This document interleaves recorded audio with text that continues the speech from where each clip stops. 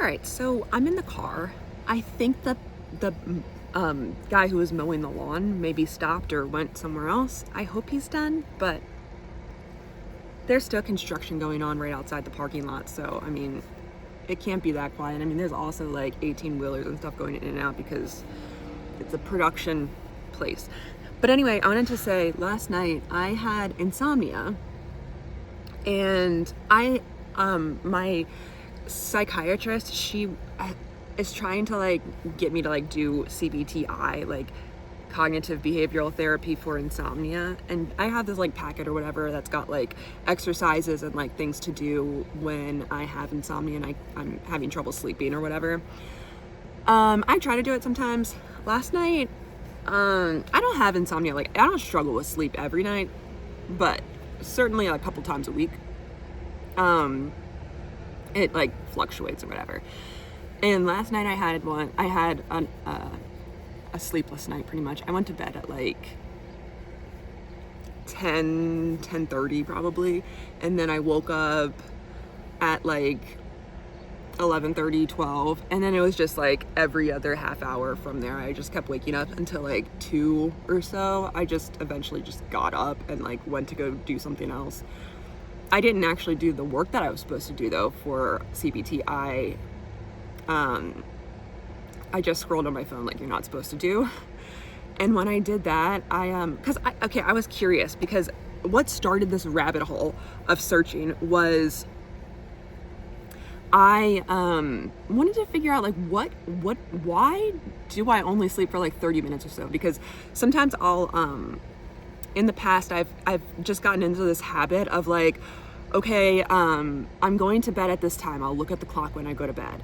And then if I'm not asleep in 20 to 30 minutes, maybe an hour, depending on like how sleepy or hard of a time I'm trying to, depends. It's like between 20 minutes to an hour. That's my wiggle room. And if I am still up after that time, then I need to get up and go do something else. But this time I was like, I literally even stood up, and I just stood up and I was so tired. Like I felt like I could just fall right back asleep, and I could fall right back asleep, but I would wake up like 30 minutes later, or not even. So I was just curious, like, why is my body doing that? And I went down this long rabbit hole, and basically, you know how you're not supposed to like self-diagnose, like you're not supposed to like Google things, and like you're supposed to go to an actual doctor about it. I didn't do that. So I was just like looking up all these things, and like I'm thinking I had low blood sugar, and that's what was keeping me up because I didn't eat dinner the night before. My boss is walking. He does laps in the parking lot on his lunch break, and I'm in here talking on the phone like to myself. Luckily he has headphones in, so I don't think he even notices I'm here. But you know, I'm shy queen. I'm like constantly shy, always wondering like who's looking at me. I always feel like somebody's watching me, and I have no privacy. But I'm always the one watching. I'm the watcher. But anyway, that's a movie, I think. I forget what the plot was, but it was a really good one. I think it was on Netflix. Anyway, so yeah, I went on this long like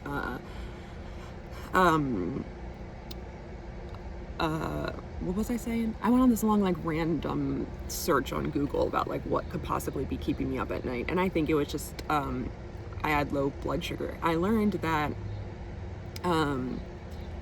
when you drink alcohol, like maybe a lot, kind of like I do. I don't drink like massive amounts, but I think I'm a heavy drinker. Maybe medium. Anyway, I did drink last night, and I didn't eat dinner.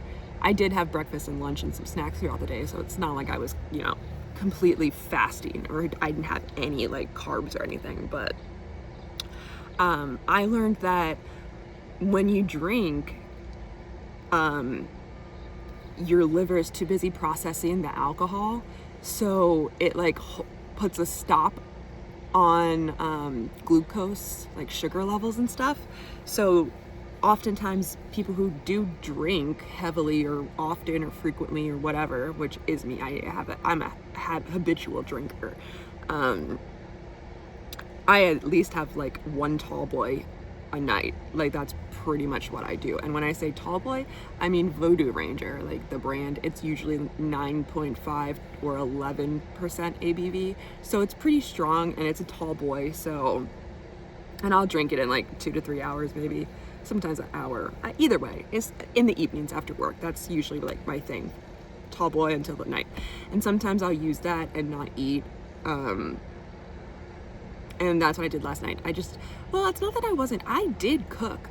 Well, I was gonna reheat leftovers, but the issue with that was I made fish and my boyfriend doesn't like fish, and then I forgot about it in the microwave, and then he came in and went into the microwave, and then he was like basically like, oh, that smells bad, because he hates the smell of seafood or whatever. And then of course, like, I don't know, the shyness or whatever, it's like not a big deal. I shouldn't even get offended, and I didn't, but it's like my brain sometimes, especially if I'm like not really that hungry, I'll just look for a reason to not eat. And it's like, oh, okay, well, you don't like it, then I'm not gonna eat it. And I just put it away for like, I brought it for lunch today, but then I haven't even eaten it yet, so I will eat it. I'm not gonna let it go to waste. But I didn't have it last night, and I didn't have it yet today either. But I've eaten other things today. But anyway, oh, what is this? Oh, okay, good. See this? It's like a dead leaf, an old leaf. I thought it was a stink bug. And I was like, no, but it's not. It's just it looks like it though. It's like brown, but I swear it is just a leaf. It's not a stink bug, but those things are everywhere and they're gross. So what was I even going to talk about? Oh yeah. I saw this post on X the other day. Well, last night when I was having insomnia, and I relate so much. And then when I was reading the comments, a lot of people, I feel like I'm not alone, even though I don't know anybody in IRL, in real life, that's like me. But this person said, I wrote it down in my journal because I really liked the quote and I wanted to read it. It says, asking the high BMIs, do y'all also sometimes feel like you're LARPing an ED because of the stereotype that people with EDs are all skinny, or just me? And there was tons of contents of like, yeah, like the things I do, my brain is definitely all about food noise and, you know, planning, and hyper fixated on that. But like my body, you know, like I'm not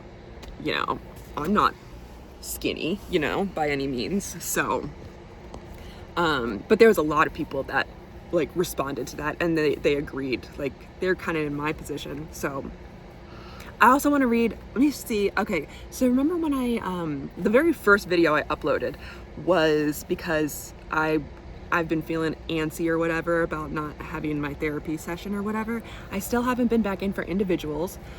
I think it's like 3 weeks that I'm supposed to see her in, but I was planning on calling her today, or calling the office today and asking like to reschedule, because I was really like, I really wanted in last night, like when I had that, I wasn't feeling good.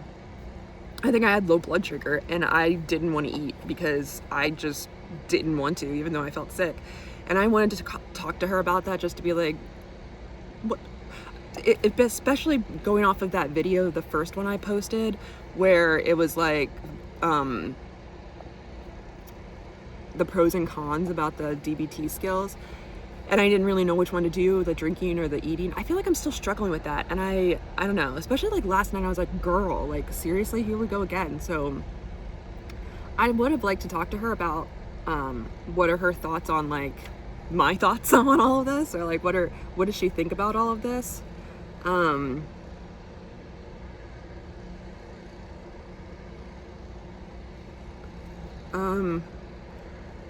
was just reading at some of these things and I got sidetracked, because usually I go in order, and I saw like there's like this one page that's right in the middle of the book, and I'm like, wait, what is going on with that? So let me see if I can do some reading for you. I started writing this at 3:59 a.m. Dear Diary, tonight I am experiencing insomnia, and I think it's because I drank 11% ABV, a tall boy, and skipped dinner. I went down this rabbit hole on the internet. I think I found out why I often experience nights like these. I Googled why I feel so sleepy, but keep waking up every 30 minutes or so. And I think my issue is low sugar. I either have none left over from breakfast and lunch, or the alcohol is too busy being processed by my liver. I can't make more right now. I know a simple way to fix this is to eat food, but I don't want to eat carbs or really anything because I can resist it right now, and I don't even want food. I'm not craving it. So, a thought just entered. Could my eating behaviors be in part, because of my fawning upbringing? Perhaps a means to control or self-soothe? The reason I said that is because I've been reading this book that my therapist wants me to read. It's I said it before in another video. It's called Are You Mad at Me by Meg Josephson. She's a LCSW therapist, and everything that book is talking about, like, that's what my therapist recommended for me to read, and everything that I've been reading, it's like, wow, like, this is definitely what I struggle with, like, everything that she's talking about.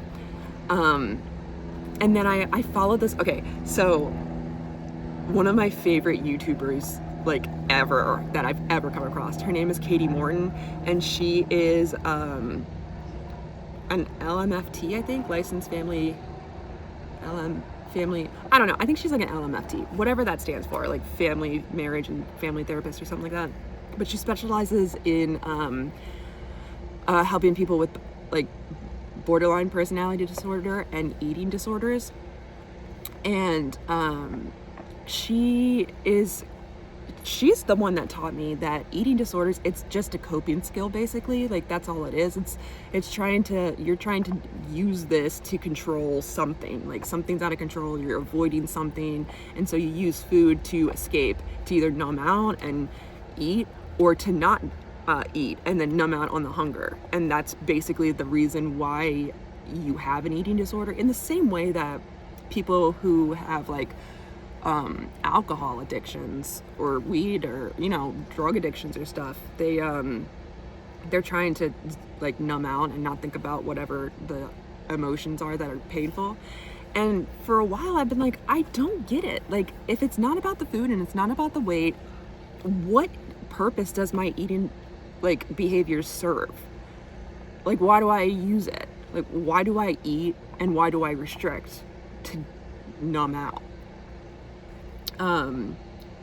I know a lot of it was, like, that's how I was taught, where it's like, oh, stop crying, have a cookie. Or, like, for me, I know it was like after my mom would let us take the whole day off on our doctor's appointment, and then of course after doctor's I'd get like, I'd have a brownie or something, or not brownie, but like a muffin or something for breakfast at the doctor's office, and then after we'd go, like, out to lunch or something as a reward to just basically be like, yay, you made it through the doctors or whatever, let's go out to eat or something like that. And so I know it's, like, also just stress stuff. Like, I know I was taught that. My mom is a stress eater and emotional eater or whatever, big snacker. But I was wondering if, like, everything that was in this book, maybe that's what I'm, like, using it for, because I'm trying to, like, just cope with my feelings that I don't know how to deal with. So I think that that's where I said, like, is that where I said, so a thought has just entered. Could my eating behaviors be in part because of my fawning upbringing? Perhaps a means to control and self-soothe that. And then I went on to say, when I was in my rabbit hole of learning, I think some nights I experience alcohol-induced hypoglycemia because of these very habits. Even before I was drinking, I'd have nights of being up from the hunger. And I'm not saying official hypoglycemia, like, I've never tested my blood to actually see if that's something, but I'm just going off the signs and symptoms of what it feels like low blood sugar, they say, feels like. So, and then I said, the alcohol-induced hyperglycemia might be why I sweat in my sleep so much some nights, or have rapid heartbeat, or nausea. What would happen if I just ate right now to help my body? My liver is working harder because of the alcohol. If I ate the right thing and it worked, best case scenario, I can go back to sleep once again, and once my body stabilizes. but a rebellious side of me doesn't want to eat when I'm not hungry and would rather be sleeping instead of eating. And in some past times when I ate, it didn't help. So I don't know if I ate the wrong stuff or something. Maybe not enough of the right stuff. Nights I have insomnia, I think of Eileen Cooper and CBTI. And then I found this post on X that I relate to very much. I learned a new word, LARPing. An hour later, I am going to try to go back to sleep 1 hour before I have time to get back up.